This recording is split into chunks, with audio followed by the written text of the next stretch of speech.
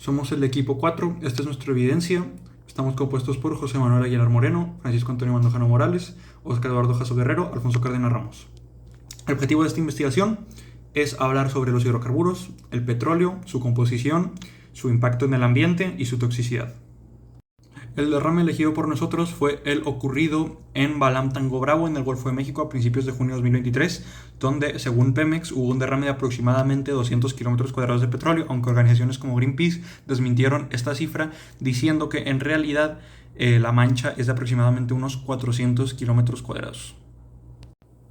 Luego, para los compuestos químicos involucrados en el problema, sabemos que el petróleo es un compuesto de distintos hidrocarburos, y los hidrocarburos están compuestos exclusivamente por átomos de carbono y de hidrógeno. Se dividen en tres tipos: alcanos, cicloalcanos y aromáticos.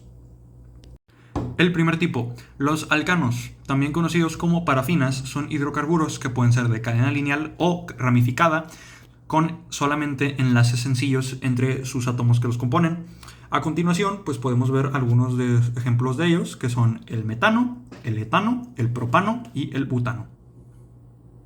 El siguiente tipo, los cicloalcanos, también conocidos como naftenos, como su nombre lo dice, son hidrocarburos cíclicos, es decir, que solo forman ciclos cerrados, además de que cuentan solamente con enlaces sencillos. Y el último tipo, los aromáticos. Estos hidrocarburos también son cíclicos, pero se diferencian de los cicloalcanos por contener también enlaces dobles y cuentan con un mayor grado de estabilidad que los otros.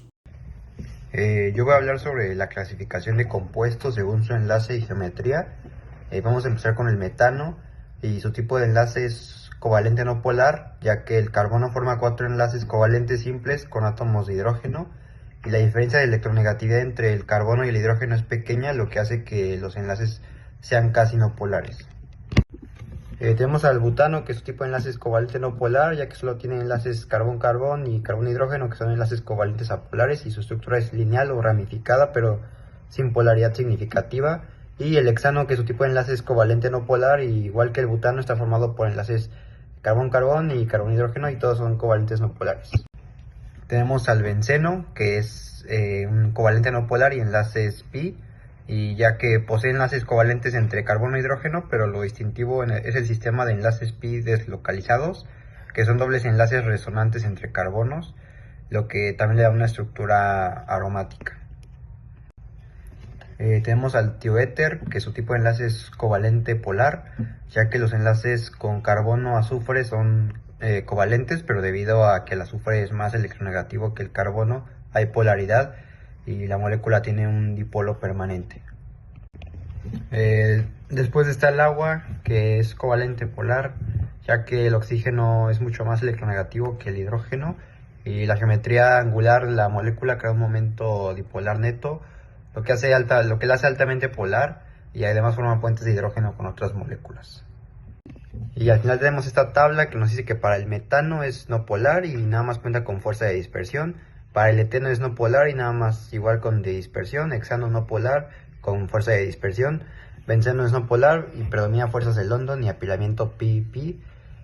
El octano, que es no polar, tiene fuerzas de London.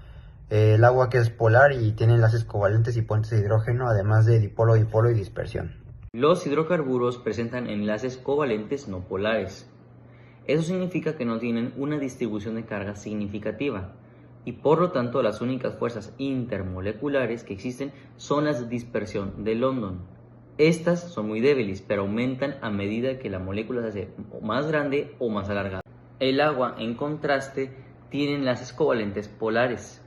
Eso le permite formar puentes de hidrógeno, que son mucho más intensos que las fuerzas de London.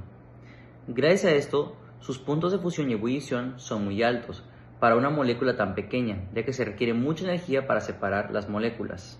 Si comparamos, vemos que los hidrocarburos no polares tienen fuerzas intermoleculares débiles, puntos de fusión y ebullición bajos, son insolubles en agua y menos densos.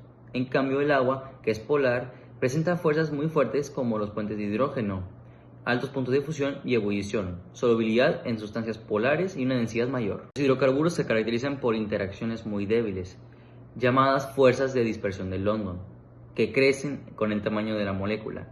Eso se refleja en que sus puntos de fusión y ebullición aumentan conforme la cadena de carbono se alarga. Además, como no tienen polaridad, son insolubles en agua, pero sí en disolventes no polares como el hexano.